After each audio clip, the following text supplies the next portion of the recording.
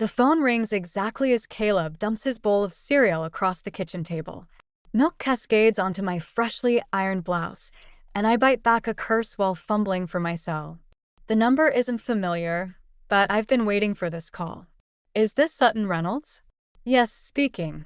I'm already dabbing at my blouse with a paper towel, watching the milk seep deeper into the fabric.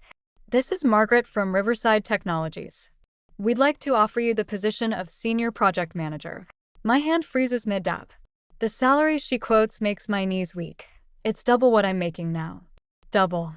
The kind of money that could pull us out of this paycheck-to-paycheck existence, maybe even let us move out of this cramped rental. There's just one detail, Margaret continues. The position requires regular travel between our 3 offices. You'll need reliable transportation. Our ancient Honda with its check engine light permanently illuminated flashes through my mind. The same car that left us stranded 3 times last month. Of course, I lie smoothly. That won't be a problem. After hanging up, I stare at Caleb, who's now finger painting with spilled milk. Baby, Mommy just got some really good news. Better than pancakes? He looks up hopefully. Way better than pancakes. I scoop him up, milk sticky hands and all, and spin him around. His giggle is pure sunshine. Brandon walks in, still in his ratty weekend sweats. What's all the excitement about? I got the job. I set Caleb down. The Riverside position. It's happening. His face lights up, then dims slightly. That's amazing, but don't they need you to travel? In our car. We'll figure it out. We can use the anniversary trip money. Elaine's anniversary trip? Brandon's expression shifts. Honey, you know how much Mom's been looking forward to that. And there it is. The shadow of my mother-in-law, falling across every major decision we make. Elaine, with her guilt-laden sighs and passive-aggressive suggestions about how we should live our lives. Elaine, who's been planning her lavish anniversary celebration for months, expecting us to foot a significant portion of the bill. Brandon, this is our future we're talking about. A real chance to get ahead. I know, but he runs a hand through his hair. Maybe we can find another way. Mom's done so much for us. The doorbell chimes, right on cue. Speaking of the devil. Grandma. Caleb races to the door before I can stop him. Elaine sweeps in, designer handbag swinging, perfectly coiffed as always. There's my precious boy. She scoops up Caleb, then eyes my milk-stained blouse with barely concealed disdain. Oh dear Sutton. Having a rough morning. Actually, I just got some wonderful news. I force a smile. I was offered that job I interviewed for. The one that requires all that traveling? Her lips purse. But who will look after Caleb? You know how important stability is for children his age. We'll manage, I say firmly. In fact, we're thinking of using the anniversary trip money to buy a reliable car instead. The temperature in the room drops 10 degrees. Elaine sets Caleb down slowly, her face a mask of hurt that doesn't quite reach her eyes. I see. She smooths her expensive blazer. Well, I suppose some people prioritize career over family. Though I always hoped you'd make different choices than your own mother did, Sutton. The barb hits its mark with surgical precision. My hands clench into fists beneath the kitchen counter. Brandon shifts uncomfortably, caught between wife and mother, as usual. Mom, we can discuss this later, he attempts. But I've had enough of later. Enough of tiptoeing around Elaine's feelings while she tramples over mine. Something inside me hardens, crystallizes. No, I say quietly. We'll discuss it now. 3 days after the kitchen confrontation, I find Elaine sitting cross-legged on our living room floor with Caleb, surrounded by photo albums I've never seen before. And here's your daddy when he was your age, she coos, pointing to a faded photograph. Notice how neat his room is? Unlike what? I interrupt, setting down my grocery bags harder than necessary. Elaine doesn't flinch. Oh, Sutton. I was just showing Caleb some family history. Something he should know about, don't you think? The way she emphasizes family makes my skin crawl. I notice Caleb's toys have been meticulously arranged on his shelf, not how I left them this morning. Mommy, Grandma says you're making Daddy sad. Caleb pipes up, innocent eyes wide. Is that true? The room goes still. I feel heat rising in my chest, but keep my voice steady. No, baby. That's not true at all. Why don't you go play in your room while I talk to Grandma? Once he's gone, I turn to Elaine. How dare you? I'm simply concerned. She closes the album with careful precision. Brandon's been so stressed lately. The way he picks at his food, barely sleeps. Just like when his father left. The comparison lands like a slap. This is nothing like that. I'm trying to improve our lives. By destroying what we've built? She stands, smoothing her expensive slacks. First the anniversary trip, now this new job taking you away from your family. It's like watching history repeat itself. What's that supposed to mean? Well, dear, we both know how your mother chose her career over family. Though I suppose some patterns are hard to break. My fingers curl into fists. You had no right to come here without asking. And you absolutely have no right to fill my son's head with. The front door opens. Brandon walks in, stopping short at the tension in the room. Mom? What are you doing here? Just leaving, darling. Elaine gathers her purse, but pauses to touch Brandon's cheek. You look tired. Are you eating enough? I watch my husband lean into her touch, just slightly. Something twists in my stomach. After she leaves, Brandon sighs. What happened? Your mother happened. She was here poisoning our son against me. Come on, Sutton. She's just worried. About what? That I might actually succeed? That we might not need her money anymore. That's not fair. He runs a hand through his hair. She's helped us through some rough times. And she never lets us forget it. I lower my voice, conscious of Caleb upstairs. She's using our son to manipulate us, Brandon. Can't you see that? He moves to the kitchen, avoiding my eyes. Maybe if we compromise on the anniversary trip. This isn't about the trip anymore. I follow him. It's about your mother thinking she can control our lives because she's helped us financially. She's family, Sutton. What do you want me to do? I want you to choose us. Your wife and son. Not your mother's guilt trips and manipulation. Brandon starts making coffee, his movements jerky. It's not that simple. Actually, it is. I grab my keys. I'm going to look at cars tomorrow. With or without your support. Sutton. And one more thing. Your mother doesn't come here unless we're both home. No more surprise visits. He sets down the coffee pot too hard, liquid sloshing. You're acting like she's some kind of threat. Isn't she? I meet his gaze. When was the last time you made a decision without wondering what she'd think? The silence stretches between us. Upstairs, I hear Caleb humming to himself, oblivious to the fractures forming beneath our feet. I need some air, Brandon finally says, heading for the door. Running to your mother's? He stops, hand on the doorknob. Maybe I am. At least she doesn't make me choose sides.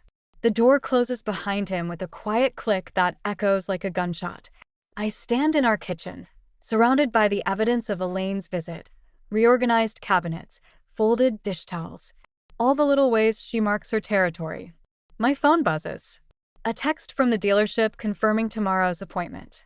I stare at it, thinking about choices and consequences, about the fine line between revenge and self-preservation. Upstairs, Caleb calls out, Mommy? Can we look at more pictures? I delete the text. Some battles need to be fought differently. The supermarket feels like neutral territory until I spot Martha examining tomatoes 2 aisles over. I duck behind a display of cereal boxes, but it's too late. She's already waving, walking over with that concerned smile I've grown to hate. Sutton, dear. I've been meaning to call you. Of course she has. Martha, Elaine's eternal echo chamber. I force a smile. Hello, Martha. Such a shame about the tension lately. She lowers her voice conspiratorially. Elaine's been beside herself, you know. Barely sleeping. Really? I examine a box of cornflakes with unnecessary intensity. That must be why she had enough energy to reorganize my entire kitchen yesterday. Martha's smile tightens. She means well. We're all just worried about Caleb with all these changes you're planning. What changes would those be, exactly? Well, she glances around, then leans closer. The new job, moving away from family support, following in your mother's. Footsteps. The cereal box crumples slightly in my grip. Who said anything about moving away? Oh. Martha's hand flies to her mouth. I just assumed with the new position. Elaine mentioned you'd been looking at houses in the next county. The lie hits me like a physical blow. I haven't looked at a single house. Haven't even considered moving. But here's Elaine, spinning her web of fabrications, turning family members against me one carefully crafted story at a time. Excuse me, I manage, abandoning my shopping cart. I find myself in my car, hands shaking as I dial Brandon's number. Straight to voicemail. Again. He's been avoiding my calls since our fight, probably holed up at his mother's house, letting her poison him with more lies. A text comes through, from my new boss. Looking forward to having you on board Monday. Car situation sorted. I start the engine, my decision crystallizing. The dealership is only 15 minutes away. I've got enough in my personal savings for a down payment, money I've been squirreling away in secret. My escape fund from years of financial dependence on Elaine's generosity. The dealership's lot is quiet when I arrive. I'm examining a sensible used sedan when I hear familiar voices around the corner. She's not thinking clearly, Brandon. Remember what happened with her mother? History repeating itself. I freeze. Elaine's voice, here of all places. I edge closer, staying hidden behind a row of cars. Mom, I know you're worried, but the house she looked at is 40 minutes away. 40 minutes from your job, from Caleb's school, from family. Just like her mother, always running away when things get difficult. What house? Brandon sounds confused. Sutton hasn't said anything about moving. Because she knows you'd object. I saw the realtor's card in her purse when I was tidying up. Always sneaking around that one. Just like, stop. Brandon's voice hardens. Just stop. I step out from behind the cars, slow clapping. They both whirl around. Bravo, Elaine. Really stellar performance. My voice sounds strange in my ears, calm despite the rage burning through me. Tell me, did you plant that realtor's card yourself, or did you just make it up completely? Elaine recovers quickly, her face arranging itself into concerned disappointment. Sutton, dear, we're only trying to help. By following me? By lying to my husband? By spreading rumors about me to the entire family. Brandon looks between us, realization dawning. Mom, what's going on? Your wife is destroying this family. Elaine snaps, mask finally cracking. Someone had to do something before. Before what? I step closer. Before I become financially independent? Before I stop needing your help? Before I can make decisions without your approval. Sutton, Brandon starts. No. I turn to him. You need to choose right now. Are you going to keep enabling this, or are you going to stand with your wife? The silence stretches. A salesman approaches, senses the tension, and quickly retreats. I should go, Elaine says finally, gathering her dignity around her like armor. Call me when she's being reasonable again, Brandon.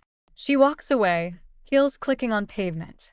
Brandon watches her go, then turns to me with tired eyes. We need to talk, he says. Yes, I agree, thinking of Martha in the supermarket, of Caleb's confused questions, of years of subtle manipulation. We really do.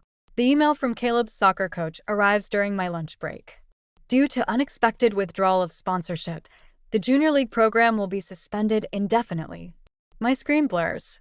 Elaine's fingerprints are all over this. She's been the program's primary donor for years.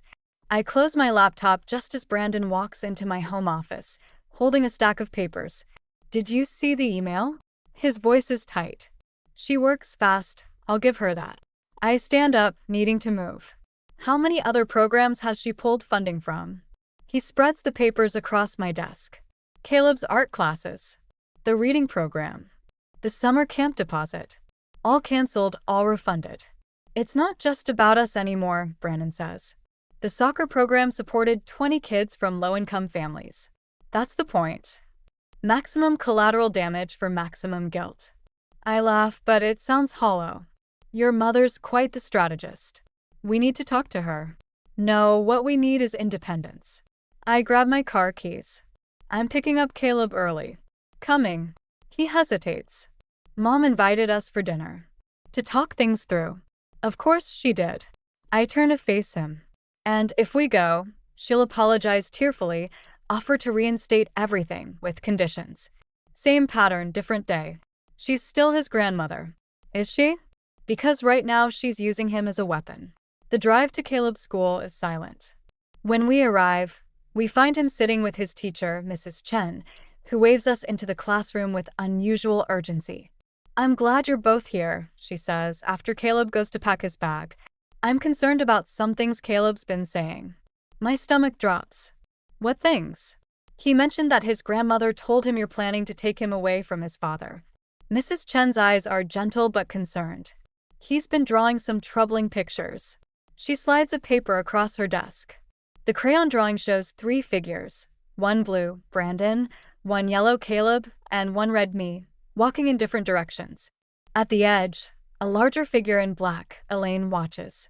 He said his grandmother helps him understand why mommy wants to leave, Mrs. Chen continues. I thought you should know.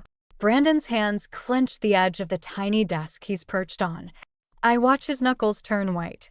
Thank you, I manage. We'll handle this. In the car, Caleb chatters about his day, oblivious to the tension.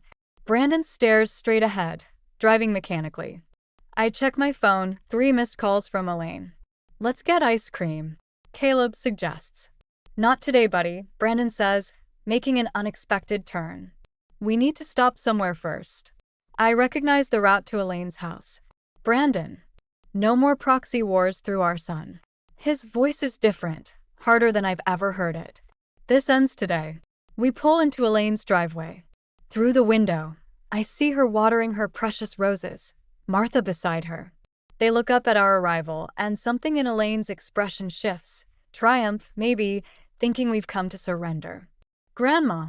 Caleb unbuckles his seatbelt. Wait, Brandon says. He turns to our son with a gentleness that makes my throat tight. Remember how we talked about telling the truth? Even when it's hard. Caleb nods solemnly. We need to have a family talk about that right now. About truth and lies, and how they can hurt people we love.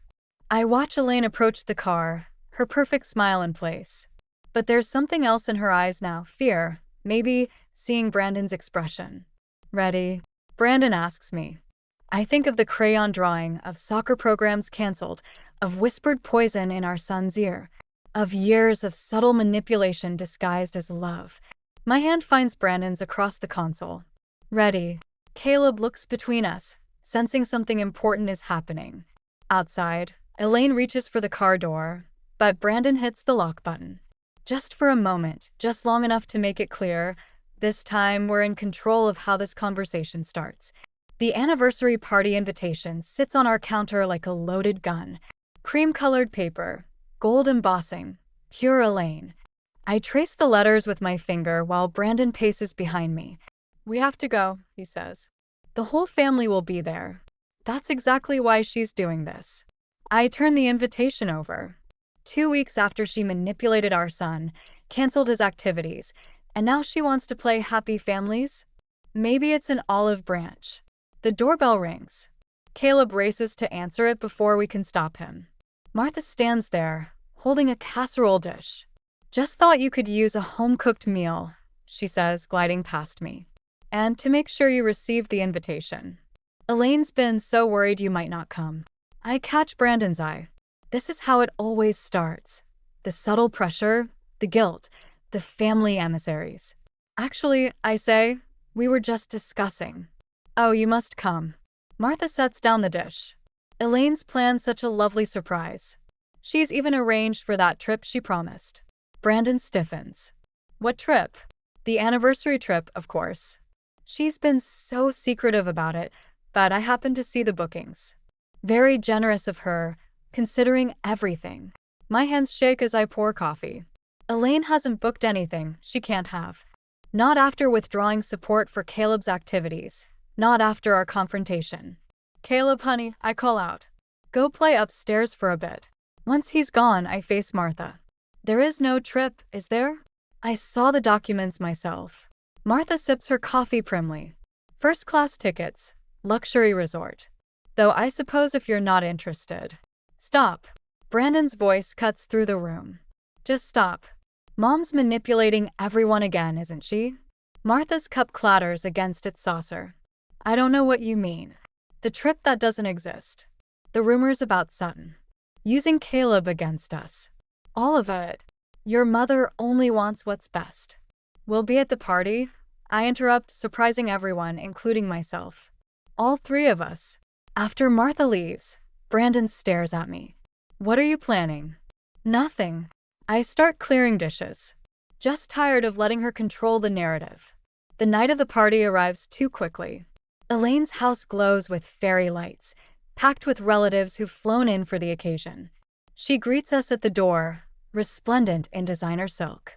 My darlings. She hugs Caleb tight, then whispers in my ear, "So glad you made the right choice." I smile, remembering the USB drive in my purse. The one containing recordings of every conversation where she admitted to manipulating us, including her confession about the fake trip. The one I plan to play during her speech. The evening unfolds like a carefully choreographed dance. Elaine holds court, accepting congratulations, while subtly dropping hints about the surprise trip she's planned. I watch relatives' faces light up with anticipation, see them glance at me with judgment when they think I'm not looking. Finally, Elaine taps her glass for attention. Before I announce our surprise, I want to thank everyone for being here. Family is everything to me, especially in difficult times. Her eyes find mine across the room. Sometimes we face challenges, misunderstandings, but love prevails. Which is why my hand touches my purse. One move and I could expose everything. The lies, the manipulation, the psychological warfare waged through our child. But then I see Caleb, watching his grandmother with pure adoration. Brandon, tension visible in every line of his body. The collateral damage would be catastrophic. Elaine continues, which is why I'm announcing that instead of a trip, I'm establishing a trust fund for Caleb's education. The room erupts in applause. She's outmaneuvered me again, turning potential revenge into a poison pill. If I expose her now, I'm the ungrateful daughter-in-law destroying a grandmother's generous gesture. Brandon grips my hand under the table. We don't have to accept it. No, I say, watching Elaine bask in the family's approval. We don't. I stand up, my chair scraping loudly against the floor. The room goes quiet. Elaine's smile freezes as I reach for my purse. Sometimes the best revenge isn't exposure, it's freedom. The silence in Elaine's study feels like a physical weight. The party guests have gone home, leaving behind empty champagne flutes and whispered judgments. Brandon stands by the window, while Caleb sleeps on the leather sofa, exhausted from the evening's drama. Well, Elaine says, perfectly composed despite everything.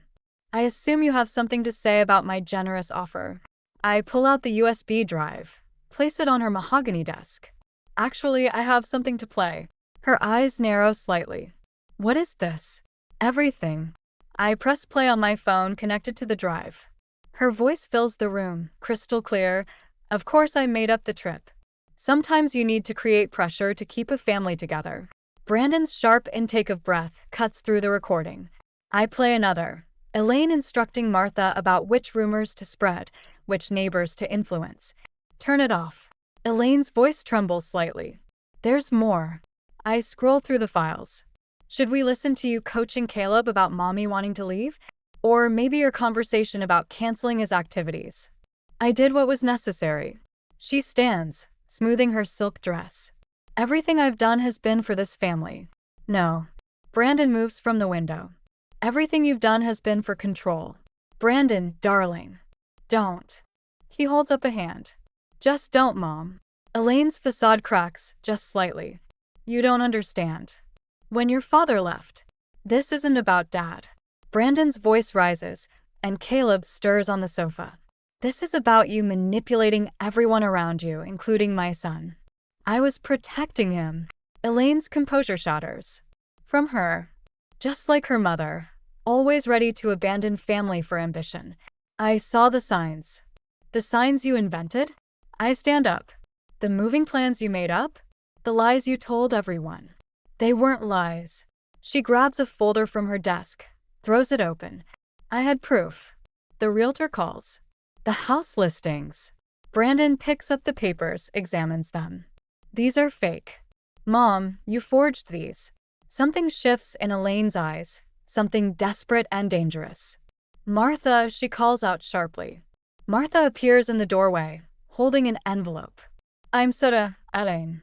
I can't do this anymore. What's in the envelope? I ask. The real estate listings. Martha's hands shake.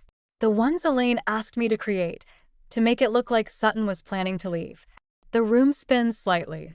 All this time, the depth of Elaine's manipulation went deeper than we imagined. Give me that. Elaine lunges for the envelope, but Martha steps back. No.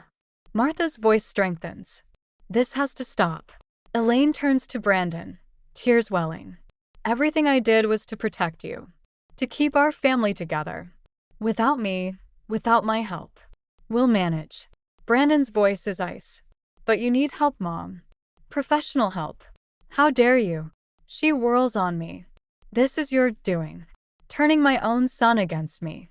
Well, fine. You want independence? Let's see how you manage without my support. The trust fund, Caleb's school fees, everything gone. Mom. No, Brandon. They want freedom? Let them have it. But remember who was there for every scraped knee, every school payment, every crisis. Stop. Caleb's small voice cuts through the tension. He's sitting up on the sofa, eyes wide and frightened. Please stop fighting. The silence that follows is deafening. I move to comfort him, but he shrinks away from me, from all of us. I want to go home, he whispers. Elaine steps toward him. Sweetheart. Don't. Brandon picks up our son. Just don't, Mom. We're leaving. As we walk out, Elaine calls after us, you'll be back. You'll see I was right. You always come back. In the car, Caleb's quiet sobs fill the silence. Brandon drives mechanically, knuckles white on the steering wheel. I stare at the USB drive in my hand, wondering if revenge was worth the cost of our son's innocence. My phone buzzes, a text from my new boss. Looking forward to Monday. Car situation sorted. I close my eyes, feeling the weight of everything we've just lost, everything we still stand to lose. Sometimes winning feels exactly like losing. The family meeting wasn't my idea.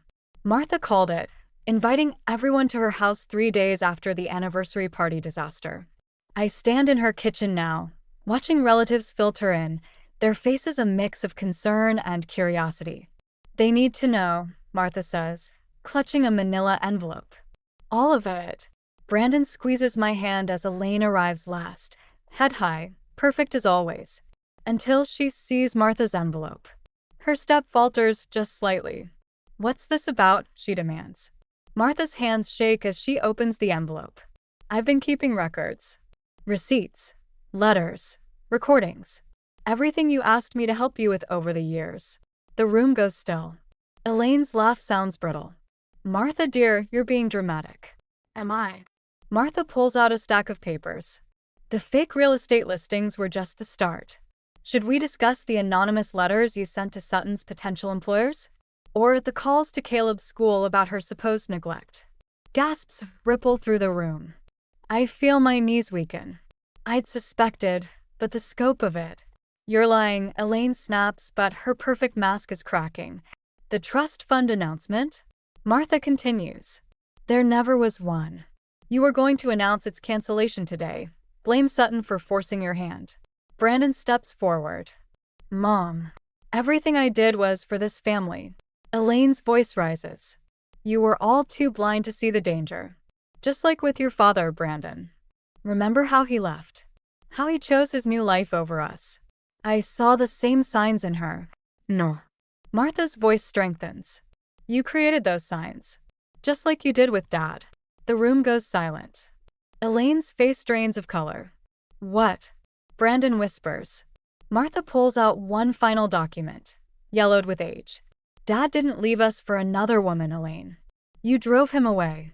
Just like you're trying to do with Sutton. Elaine lunges for the letter, but Martha holds firm. Enough. I step forward, surprising everyone. This ends now. You don't understand, Elaine pleads. I was protecting. No. My voice is steady. You were controlling. There's a difference. I gave you everything. She whirls on Brandon. Everything. And this is how you repay me. By finding the truth? Brandon's voice cracks.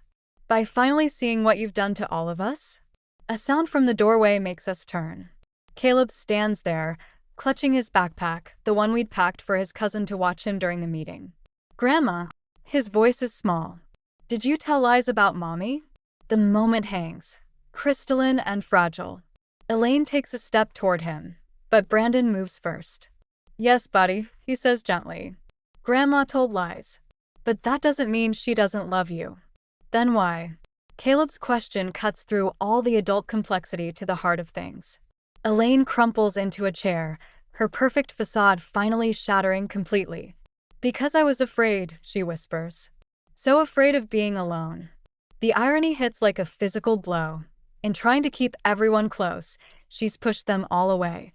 Martha moves to her sister's side, places a hand on her shoulder. It's time to get help, Elaine. Real help. I watch my mother-in-law, this woman who's caused so much pain, who's also clearly in pain herself, and feel something shift inside me. Not forgiveness exactly, but understanding. The trust fund, the activities, the financial support, I say quietly. Keep them. We don't need them anymore. Brandon nods. What we need is boundaries. And time. And therapy, Martha adds firmly. Elaine looks up, tears tracking through her perfect makeup. For the first time, I see her clearly, not as an antagonist to be defeated, but as a wounded person who wounded others. I don't know how to be different, she whispers. That's okay, I surprise myself by saying. You can learn. We all can. Caleb approaches cautiously, takes his grandmother's hand. In that simple gesture, I see both the cost of revenge and the possibility of healing. Sometimes the greatest victory isn't in destroying your enemy, but in choosing to break the cycle of hurt. The brochure for the wellness retreat sits between us on Martha's kitchen table. Elaine stares at it like it might bite. It's not punishment, Martha says gently. Think of it as a reset. I watch Elaine's perfectly manicured fingers trace the retreat's name. 3 weeks of therapy, meditation, and family counseling, all arranged by Martha, who's finally stepping out of her sister's shadow. And after, Elaine's voice is smaller than I've ever heard it. After depends on you, Brandon says. He's standing by the window where our new used car is parked outside, bought with my first paycheck from the new job. Not fancy, but ours. Caleb asked about you yesterday. I say, surprising everyone, including myself. He wants to know if you'll be at his soccer game next month. Elaine's head snaps up. But I thought, after everything. Limited contact, Brandon clarifies. Supervised visits. Small steps. Why? Elaine's question is directed at me. After everything I did, why offer even that much? I think about the letter I found in my mailbox this morning, from my own mother, responding to the one I sent her last week. The first contact in 15 years. Some cycles need to be broken. Because revenge wasn't the answer, I say. I almost became what I was fighting against. Martha pulls out one final document, a contract of sorts. Professional therapy requirements, communication boundaries, consequences clearly outlined. No more financial manipulation, no unsupervised time with Caleb, no surprise visits. It's non-negotiable, Brandon says as Elaine reads. She nods slowly, then does something I've never seen before. She takes off her perfect pearl necklace, the one she always wears like armor. I spoke to your father, she tells Brandon. After everything came out. He's willing to tell you his side of the story, if you want to hear it. Brandon's sharp intake of breath is the only sound in the room. I reach for his hand, find it trembling slightly. One thing at a time, he manages. Elaine signs the contract without further comment. As Martha helps her pack for the retreat, I step outside, needing air.